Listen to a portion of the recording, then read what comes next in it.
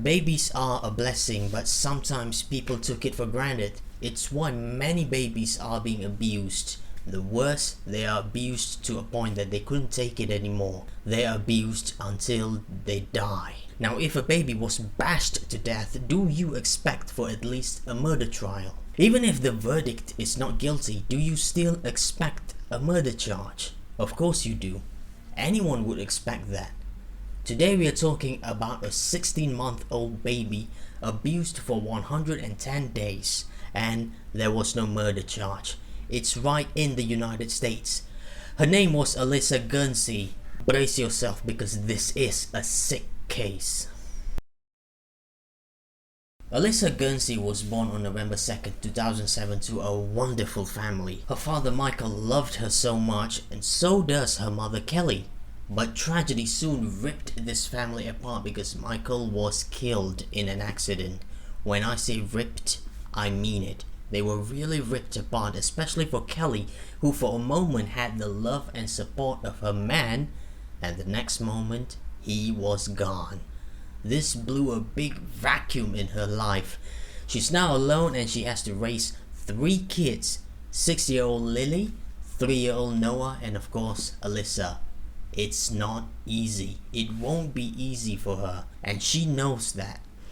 This vacuum swallowed her into depression, which led her to return to drugs. It's obvious that she can't really have 3 kids under one roof in this environment. There is no way she can raise them with drugs.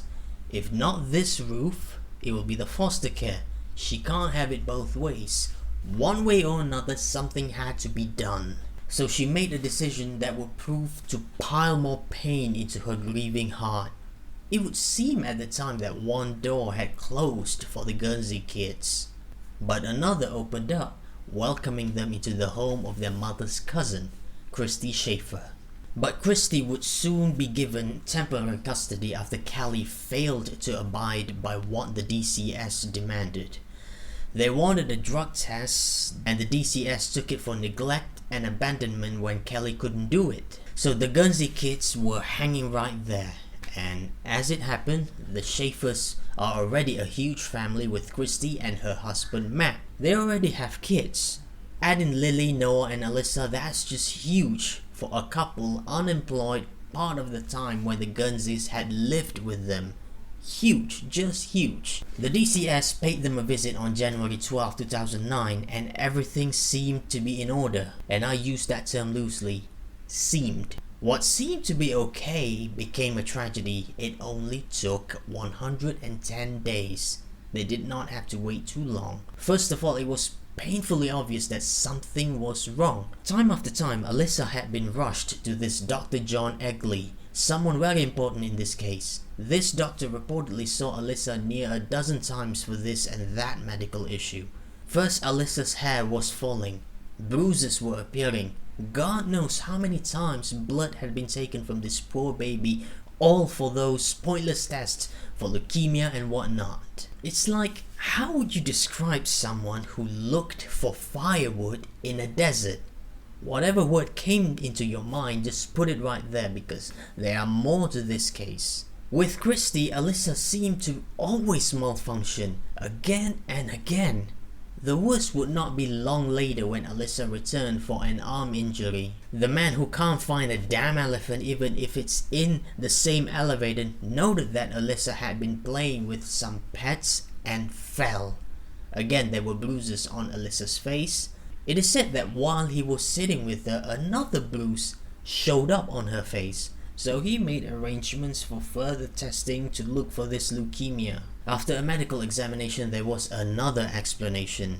Alissa must have been banging her head against the crib while asleep. So at this point, the DCS was informed, but nobody intervened. MRI scans finally revealed the abominable extent of her arm injury. It was a fracture to the growth plate area of her bone. But something has to be said. Alissa was given a medical prescription. I repeat that. She was prescribed something, so remember this part. Misdiagnosing a baby's condition is very dangerous, and Alissa paid it with her life. She did not die because of an overdose. However, this is when they opened up a can of worms about the whole thing. After analyzing Alissa's frail body, something showed up. It began with a toxicology result that detected none of those prescriptions in her body. Repeat, no prescriptions in Alissa's body. Interestingly enough, her prescribed pain medication always ran out more quickly than it should have. It got me thinking, if those meds are not found in her body, why would they run out? But that's just the tip of the iceberg, because Alissa had been through a war. Her injury was just not survivable for a small baby like her. Bruise in between her scalp and skull should be enough to tell you what is what. These bruises were not consistent with any type of injury related to banging her head on the crib as suggested. The arm injury had nothing to do with the family dog. To cut things short, Dr. Antoinette Lasky pointed out that Alissa's injuries are consistent with child abuse. Alissa had a serious head injury that there was blood outside her brain. By medical term, it was a bilateral subdural hematoma, and her left thigh had a contusion. The cause of death was blunt force injury to the head, and the case was ruled as homicide. Alissa was murdered.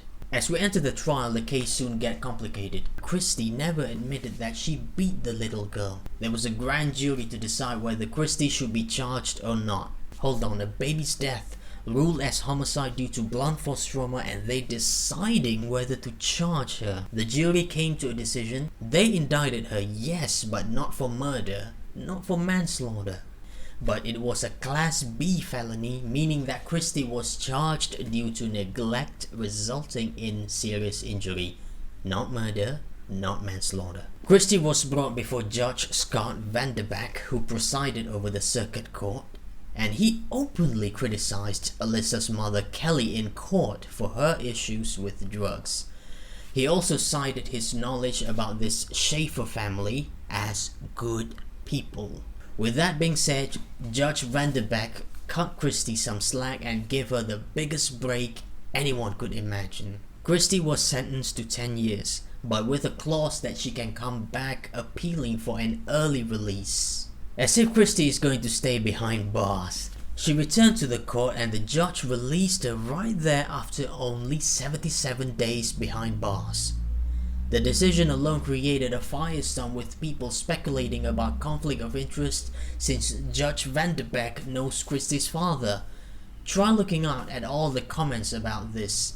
Releasing Christie made many people question the integrity of the law. We've seen people put behind bars for lesser crimes. A man was put for life, I repeat, for life in prison after attempting to steal hedge clippers with only a background as a habitual offender. James Taylor had a small amount of cocaine in his car and it got him a 15-year prison sentence. Alissa Guernsey had a homicide in her report, but Christie was tried for a crime too irrelevant to talk about. It's just crazy, unbelievable, unthinkable. But Christie would soon return to court after being caught red-handed for making meth in her garage. This is her mugshot. The new charges were a clear violation to her probation, and her new judge resumed her suspended sentence. Since it is constitutionally impossible to have a murder charge against her, this is the only justice Alissa would get. It wasn't much. Hell, it was nothing. We just have to deal with it. Regardless, this sad case reminded us about the nature of child abuse. Even the DCS could be hoodwinked, because the state police had a record how Kelly tried contacting the DCS in the weeks before Alissa's death. She was worried for her baby because her visitation with her own daughter was frequently cancelled. If that's not a red flag, I don't know what is.